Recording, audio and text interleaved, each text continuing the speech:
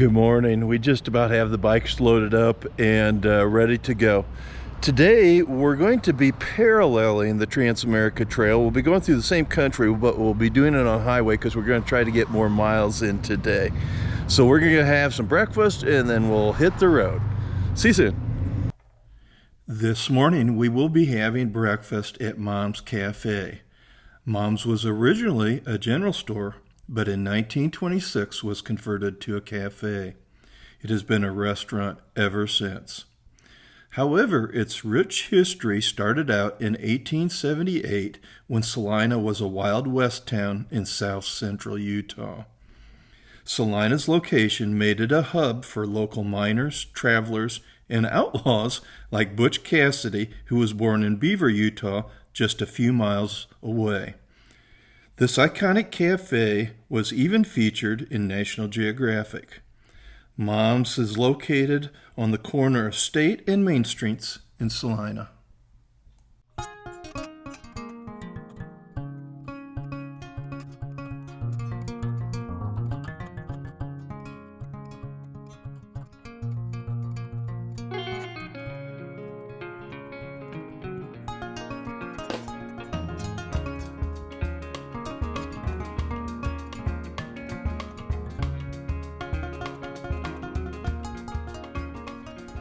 As we ride through Round Valley, the TransAmerica Trail is off to our right on the other side of the Valley Mountains. The TransAmerica Trail takes a route through the Fish Lake National Forest before entering the Great Basin Desert. This is a really remote area with questionable roads and no services.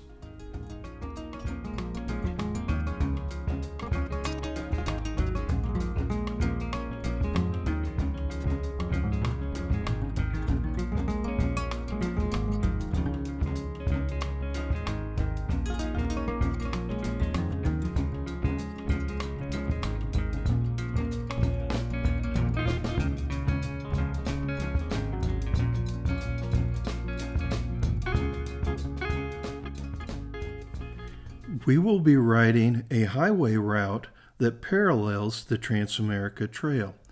We will get a view of the areas, but without the risk of backcountry mishaps. Sand is always a factor, and it really slows you up. I'm confident when I say the distance we make today would take us probably 3 days, maybe more, on the TransAmerica Trail.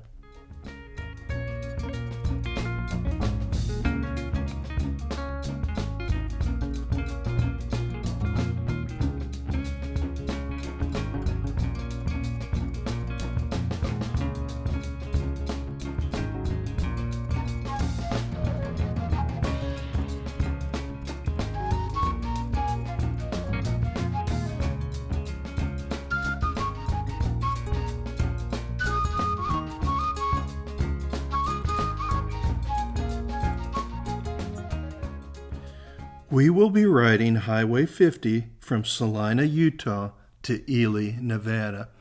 This is a wonderful route on a small highway, and it takes us through the desert, which is pretty cool. You'll really enjoy this video.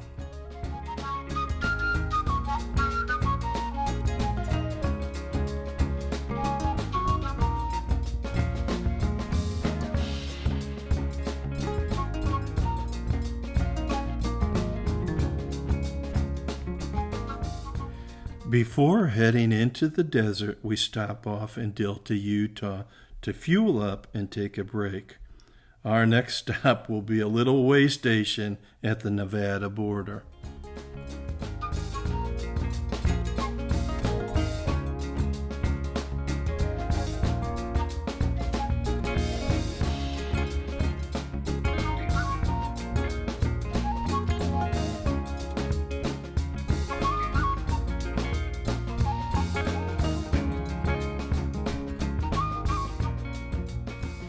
Delta nowadays is a bustling farming community, but during World War II, an internment camp was located nearby. At the time, Japanese Americans were relocated from San Francisco to prevent espionage around military sites. Today, we realize this was totally unnecessary, with many Japanese Americans serving their country as soldiers in the Pacific Theater. The Topaz Museum works to preserve the history of the camps. Sevier Lake is somewhat of an anomaly. In recorded history, the lake has fluctuated between completely dried out to up to a depth of 15 feet. Like the Great Salt Lake, Sevier Lake has a high salinity rate that is up to 2.5 times that of seawater. As we ride by, the lake clearly has water in it, and light rays reflecting off create a mirage effect. How cool, huh? Massa Basin OHV trails provide off-roaders 33 miles of trails and roads. Trails marked in black require professional skills and equipment. Difficult sections may require winching uphill. This explains why we are riding the highway and not the TransAmerica Trail.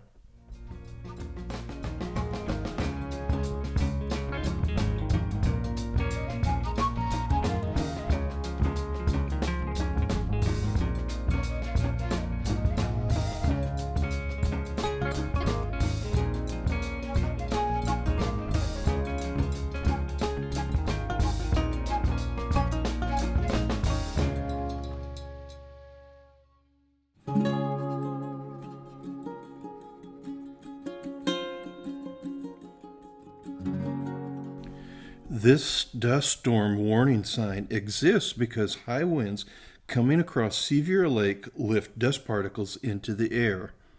Luckily for us, there aren't any high gusts today.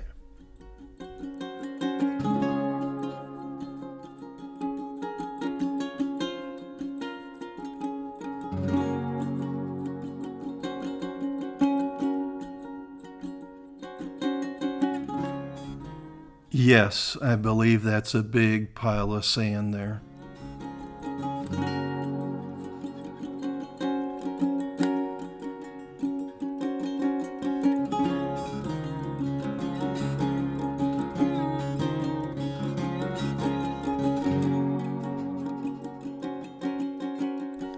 In front of us is the Confusion Range. Its name should give one a clue to its deceitful appearance.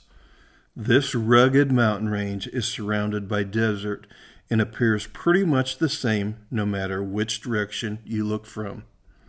I'm sure many travelers have gotten lost in this area, with results in the horrific consequences category.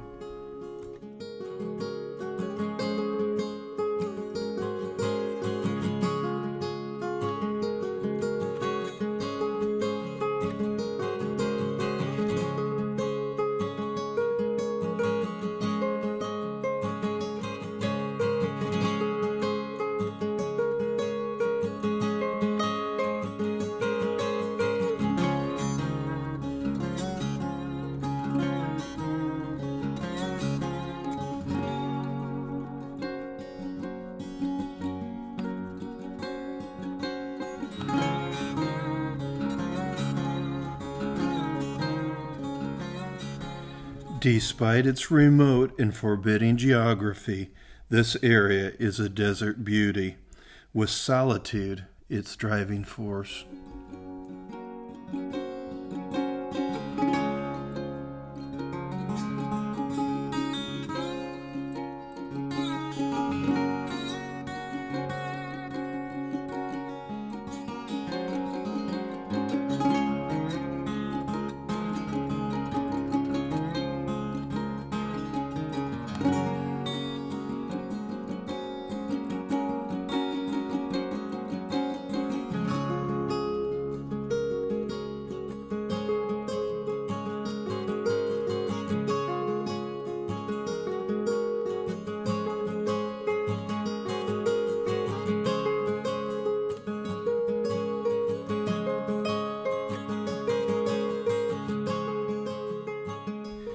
It is 90 miles from Delta, Utah to the Nevada state line, and it's another 60 miles to Ely, Nevada. That's 150 miles with only the border casino in between.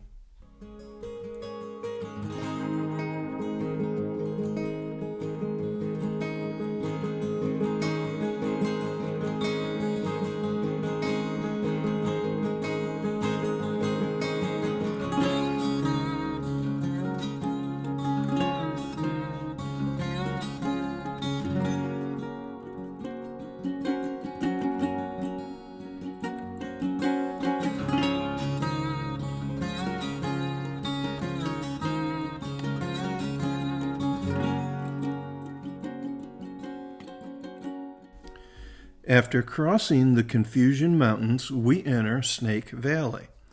Despite its remoteness, this area has been inhabited for at least 12,000 years. Today, farming and sheep ranching occurs in small, and I mean small, communities along the Snake Range in Nevada. Yearly snowfall creates enough water and groundwater in the area to sustain these operations.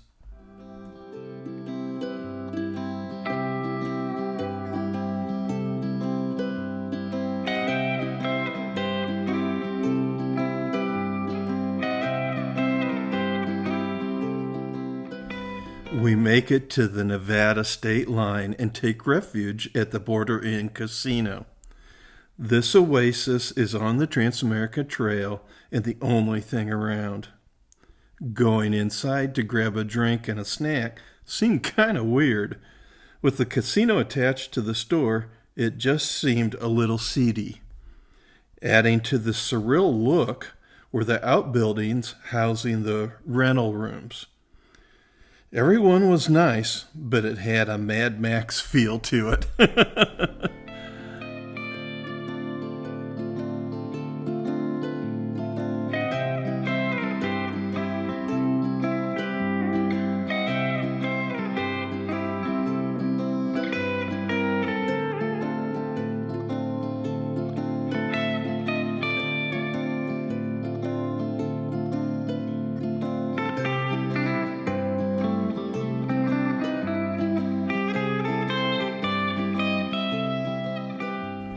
Off to our left is the entrance to the Great Basin National Park and the Lehman Caves.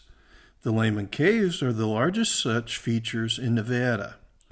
Guided tours are mandatory with tours available year-round. However, not all sections are available in the winter months.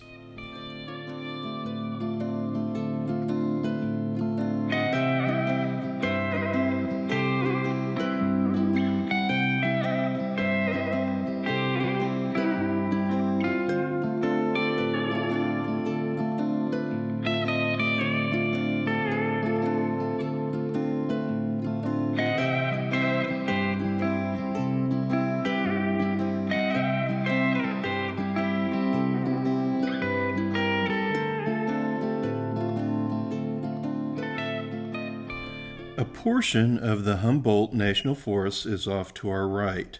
This national forest is unique in that it is made up of many non-connecting sections spanning Nevada and eastern California.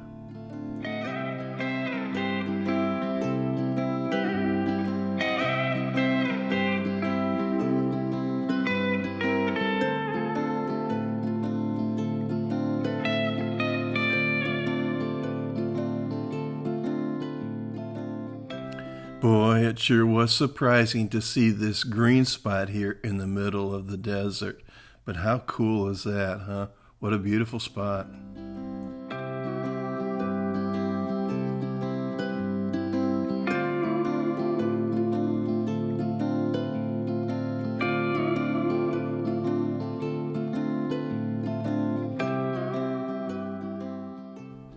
Highway 50 takes a big loop around the Snake Mountain Range where the Great Basin National Park is at. Here we are rounding that corner here where we'll be heading back to the southwest towards Ely.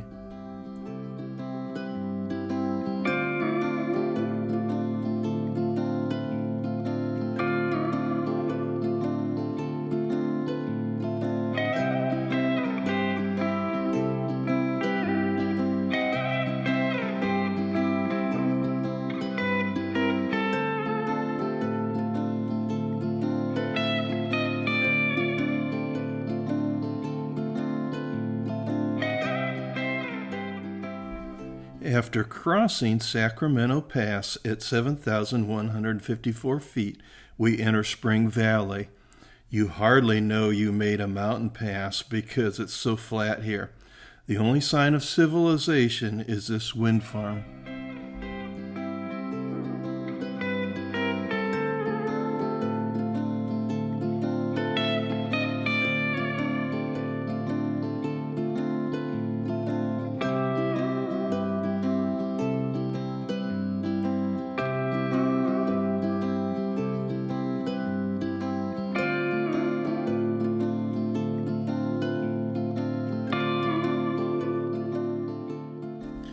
We have ridden Highway 50 the entire day. This iconic highway is a transcontinental highway that stretches from West Sacramento, California to Ocean City, Maryland. In 1986, Life magazine dubbed Highway 50 the loneliest road in America. Tomorrow we will be heading north, but there's a strong pull to come back and finish the Nevada section all the way to California. The loneliest road in America seems a fitting ride for Aegis Moto Adventures.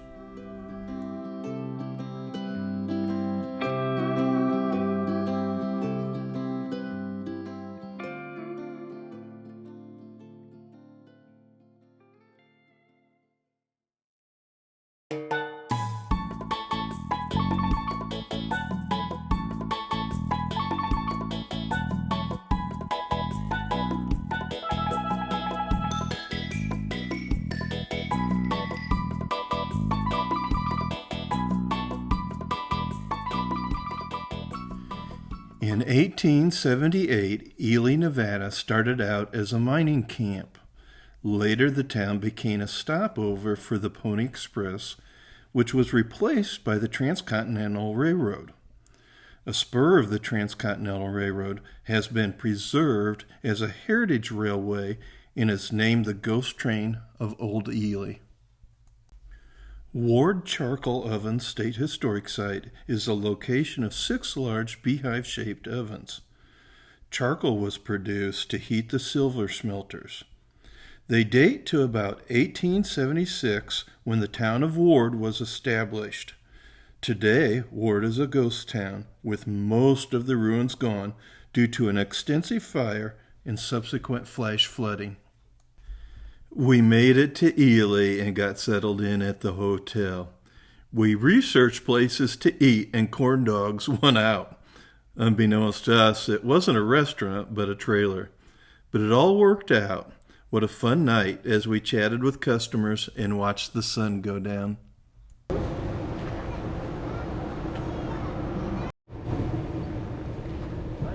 Roy doesn't have phone reception out here. The sun's going down here in Ely, Nevada, where we're at for tonight. Boy, we sure went through some pretty country, and it was a lot easier the way we went than if we'd have been backcountry on the TransAmerica Trail roads. Those probably would have been pretty rugged, and it would have taken us probably 3 to 4 times as long to transit the same area. So tomorrow, we're going to head up to West Wendover, Nevada, and I think it's going to be about 100, if I remember right, 160 miles, and we're going to do some highway that I think is real narrow, and we'll cross over a little bit of a mountain range before we get there. So we'll see you tomorrow. Take care.